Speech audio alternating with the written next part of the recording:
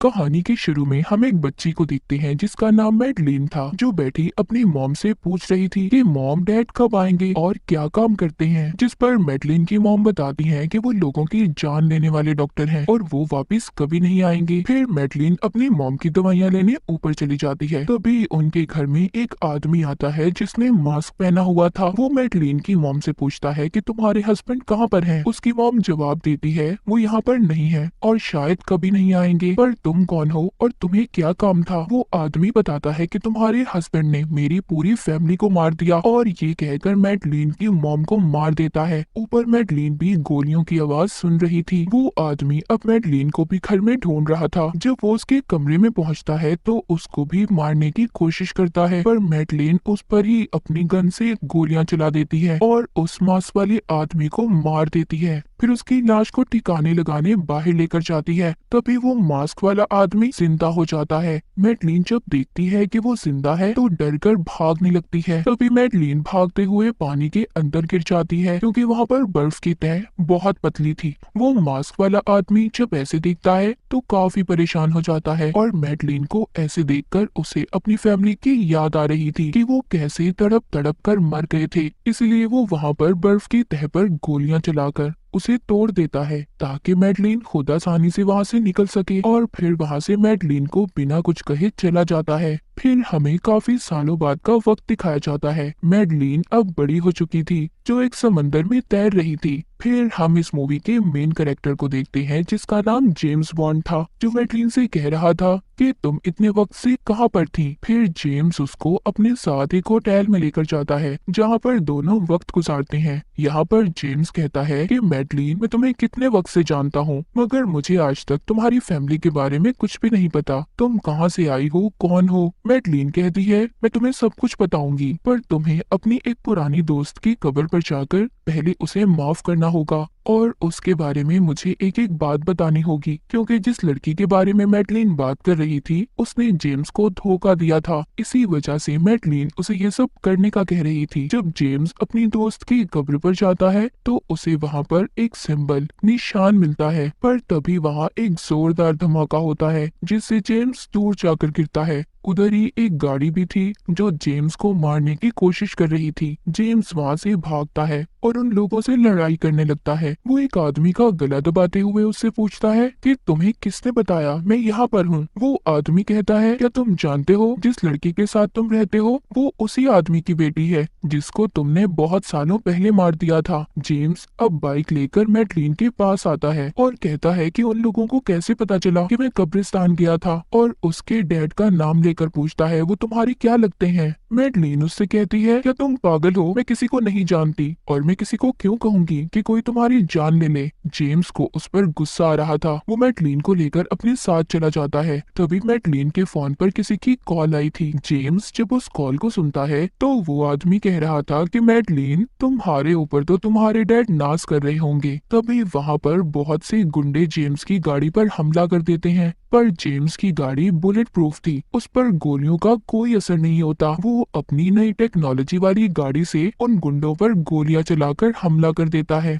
जिससे काफी लोग मारे जाते हैं। वही मैडलिन को ट्रेन में सवार करता है और कहता है कि हम वापस कभी नहीं मिलेंगे। फिर हम कुछ सालों बाद देखते हैं एक कंपनी पर कुछ गुंडे हमला कर रहे थे जो बायोटेक्निकल वेपन्स हथियार बनाने का काम करती थी। वहाँ पर जो साइंटिस्ट था उसको एक आदमी की कॉल आती है जो कह रहा था कि अगर अपनी जिंदगी चाहते हो तो सब केमिकल्स को लेकर मेरे लोगों के साथ आ जाओ। फिर वो सभी लोग वहाँ से सारे केमिकल्स को लेकर साइंटिस्ट को भी साथ लेकर अपने बॉस के पास ले आए थे। उधर दूसरी तरफ जेम्स अपने एक पुराने दोस्त से मिलता है जो उसको अपने एक साथी से मिलवाता है, जो कह रहा था कि जेम्स, हम जानते हैं कि तुमने अपनी कंपनी छोड़ दी है। दरअसल जेम्स उसी कंपनी में काम करता था जहाँ पर कुछ लोग साइंटिस्ट को पकड़कर ले गए थे। वो आदमी कहता है कि मैं जानता हूँ तुमने अपनी कंपनी को छोड़ दिया है, इसीलिए मैं चाहता हूँ तुम हमारा साथ दो, हमें तुम्हारी जरूरत है। वो बताता है कि तुम्हारी कंपनी के साइंटिस्ट को जिन लोगों ने पकड़ा है उन्होंने कंपनी से एक बहुत ही खतरनाक केमिकल को चुरा लिया है जिससे पूरी दुनिया तबाह हो सकती है। तुम्हें हमारा साथ देकर साइंटिस्ट को छुड़वाना होगा जो एक ग्रुप के कब्जे में है और वो दूसरे शहर में है। जेम्स अब अपने अगले मिशन पर निकल जाता है, पर जेम्स इस मिशन पर अकेला नहीं था, उसके साथ एक लड़की थी जो पहले भी इसके साथ काम किया करती थी। अब उस शहर में पहुंचकर जेम्स एक और लड़की से मिलता है जो इसके दोस्त की साथी थी जिसने इसे मिशन पर भेजा था। वो बहुत खूबसूरत थी, इसीलिए जेम्स की बहुत जल्दी उससे दोस्ती हो गई थी। वो मिलकर अब एक पार्टी में जाते हैं जो पार्टी उन आदमियों के लीडर ने दी थी जिनके कब्जे में साइंटिस्ट था। उनका लीडर तो वहाँ पर मौजूद नहीं था, पर उसके आदमियों ने सब पर नजर रखी हुई थी। दरअसल इस ग्रुप का लीडर एजेंट्स के कब्जे में था। अब वहाँ पर जब लीडर को पता चलता है कि जेम्स भी इस पार्टी में है तो साइंटिस्ट को केमिकल हथियार को सब पर चलाने का कहता है क्योंकि साइंटिस्ट उसके कब्जे में था। लीडर चाहता था कि जेम्स तड़प तड़प कर मर जाए, पर ऐसा नहीं होता। साइंटिस्ट पहले ही उस हथियार में डीएनए को बदल देता है क्योंकि उस हथियार में जिस इंसान का भी डीएनए होगा वो केमिकल सिर्फ उस इंसान पर असर करेगा। इसीलिए साइंटिस्ट दूसरे ग्रुप के लोगों का डीएनए डाल देता है जिससे अब वो लोग पार्टी में मरने लगे थे। अब साइंटिस्ट भी ये देखकर काफी खुश था क्योंकि उसके बनाए हुए केमिकल हथियार काम कर रहे थे। जेम्स ने साइंटिस्ट को बचा लिया था और उसको अपने साथ लेकर जाने ही वाला था। तभी वहाँ पर दूसरे ग्रुप के लोग आकर साइंटिस्ट को अपने साथ ले जाते हैं। वहाँ सभी ग्रुप्स की लड़ाई हो जाती है जिसमें जेम्स का साथ उसकी दोस्त की साथी भी दे रही थी जो सबको एक एक करके मार देती है। इन्होंने साइंटिस्ट को भी उन लोगों से छुड़वा लिया था। अब जेम्स के दोस्त की साथी उसको एक खुफिया दरवाजे का बताती है जिससे अब वो वहाँ से साइंटिस्ट को लेकर निकल गया था। वो एक शिप में आ गए थे जहाँ पर जेम्स का दोस्त और उसका साथी पहले ही मौजूद थे जिन्होंने इसे मिशन पर भेजा था। जेम्स यहाँ पर लाकर साइंटिस्ट से पूछता है कि इस केमिकल हथियार का असल मकसद क्या है और तुम किसके लिए काम कर रहे हो। पर तभी यहाँ पर जेम्स का दोस्त इस पर अचानक से हमला कर देता है क्योंकि ये भी अब तक जेम्स और अपने साथी को धोखा दे रहा था क्योंकि ये किसी और के साथ मिला हुआ था। ये उस शिप में अपने साथी पर गोली चला देता है और शिप में धमाका करके साइंटिस्ट को अपने साथ प्लेन में ले गया था। अब शिप में धमाके की वजह से शिप टूट जाता है और डूबने वाला था क्योंकि उसमें पानी आ रहा था। यहाँ पर जो जेम्स के दोस्त का साथी था उसको गोली लगी थी, उसको पता चल चुका था कि वो नहीं बचेगा, इसीलिए वो जेम्स से जाने का कहता है। जेम्स अब एक कश्ती में बैठकर आगे बढ़ता है जिसके बाद हम मैडलीन को देखते हैं जिसके पास एक आदमी आया था। ये दोनों अपने माँ बाप को याद कर रहे थे और एक दूसरे को अपनी कहानी सुनाते हैं। फिर वो आदमी मैडलीन को एक बॉक्स देता है जिसमें वो ही मास्क था जो मैडलीन ने बचपन में देखा था। यहाँ पर हमें पता चलता है कि अब तक जो कुछ भी हो रहा था वो ये आदमी ही कर रहा था जिसका नाम सैफिन था और यही था जिसने मैडलीन की मॉम को भी मारा था। मैडलीन उससे पूछती है तुमने मेरी मॉम को क्यों मारा और अब आखिरकार तुम क्या चाहते हो। सैफिन उसको बताता है कि मेरे डैड का एक फूलों का बाग था, उनको फूल बहुत पसंद थे, लेकिन तुम्हारे डैड ने एक आदमी के कहने पर मेरे डैड को मार दिया और उनसे फूलों का बाग भी छीन लिया। लेकिन तुम जानती हो तुम्हारे डैड को तो जेम्स ने कब का मार दिया जो तुम्हारा बहुत अच्छा दोस्त है जिससे तुम प्यार भी करती हो। अब उस इंसान की बारी है जिसके कहने पर तुम्हारे डैड ने मेरे डैड को मारा था, उस आदमी को तुम मारोगी। मैडलीन सैफिन से कहती है मैं तुम्हारी बातों का क्यों यकीन करूं और तुम्हारे लिए मैं क्यों काम करूं। सैफिन कहता है कि मैं जानता हूं तुम्हारे लिए अभी भी कोई है जो तुम्हें बहुत प्यारा है। अब मैडलीन उस इंसान को खोना नहीं चाहती थी इसीलिए सैफिन की बात मान जाती है। वो उसको यहाँ पर एक जहरीला परफ्यूम देता है जो उस आदमी के जिस्म पर लगाने से वो फौरन मर सकता था। उधर जेम्स अपने एक दोस्त के पास जाता है जो एक एजेंट था जो इससे कह रहा था क्या तुम नहीं जानते थे कि साइंटिस्ट किसी और के लिए काम कर रहा है और आखिरकार तुमने इतने साल उसके साथ काम किया था। जेम्स कहता है वो बातें अब जरूरी नहीं है, जरूरी ये है कि साइंटिस्ट कहाँ पर है और किसके लिए काम कर रहा है, हमारे लिए सिर्फ यही जरूरी है। उसका दोस्त जो कि एक एजेंट था उसके कब्जे में वो लीडर था जिसने पहले साइंटिस्ट को अगवा करवाया था। ये जेम्स को उससे मिलने की इजाजत दे देता है क्योंकि उस आदमी को बहुत गुस्सा आता था और वो थोड़ा सा पागल भी था इसीलिए वो यहाँ पर एक दिमाग की डॉक्टर को भी बुलवाता है, जो कोई और नहीं बल्कि मैडलिन थी। बहुत सालों के बाद मैडलिन और जेम्स एक दूसरे को देखते हैं। जेम्स उससे हाथ मिलाने के लिए अपना हाथ आगे बढ़ाता है, पर मैडलिन उससे हाथ नहीं मिलाती क्योंकि उसके हाथ पर जहरीला परफ्यूम लगा हुआ था। ये भी उसी आदमी को मारने आई थी जिससे जेम्स मिलने जा रहा था, और ये वही आदमी था जिसके कहने पर सैफीन के डैड को मैडलिन के डैड ने मारा था। जेल के अंदर जाकर उस आदमी को इनके सामने लाया जाता है। जेम्स यहाँ पर मैडलिन का हाथ पकड़ने की कोशिश कर रहा था, जिससे परफ्यूम जेम्स के हाथ पर भी लग जाता है और मैडलिन घबरा कर वहाँ से चली गई थी। जेम्स अब उस आदमी से साइंटिस्ट के बारे में पूछता है और कहता है बताओ वो कहाँ पर है,